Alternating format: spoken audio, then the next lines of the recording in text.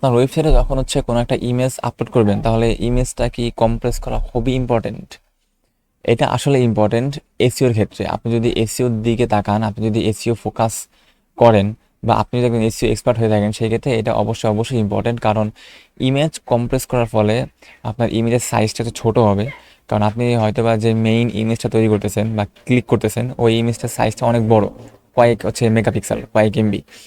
তো আপনি যদি ওই ইমেজটা আপনার ওয়েবসাইটে পাবলিশ করেন বা আপলোড করেন, তখন কিন্তু আপনার ওয়েবসাইটটা ভারী হয়ে যাবে, এবং তখন কিন্তু কোনো একটা ইউজার আপনার ওয়েবসাইটে আসলে তখন আপনার ওয়েবসাইটের স্পিডটা অনেক কম থাকবে, এবং দেখবেন যে লোডিং স্পিডটা দেখবেন যে অনেক কমে গেছে। আপনার যখন হচ্ছে ইউজার আসবে, তখন দেখবেন যে আপনার ওয়েবসাইট 5 সেকেন্ড 10 সেকেন্ড করে শুধু লোডিং নিচ্ছে।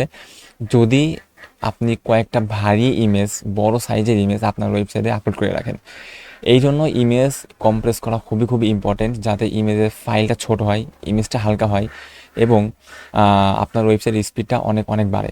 এবং আরেকটা প্রো টিপ, যেটা হচ্ছে যে আপনি ইমেজের ফরম্যাটটা আছে ওইটা ওয়েবপি ফরম্যাট।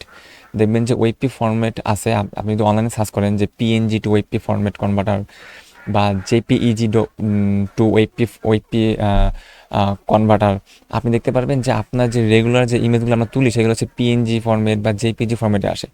তো ওইগুলো ফরম্যাট থেকে আপনি যদি ওয়েবপি ফরম্যাটে কনভার্ট করেন, তাহলে আপনার ইমেজটা অটোমেটিক কম্প্রেস হয়ে যাবে, অটোমেটিক ছোটো হয়ে যাবে, হালকা হয়ে যাবে। এবং ওয়েবপি ফরম্যাট ইমেজটা ওয়েবসাইটের জন্য খুবই খুবই ইম্পর্টেন্ট, খুবই খুবই ভালো, এবং ওটা থেকে ভালো একটা এসইও রেজাল্ট পাওয়া যায়।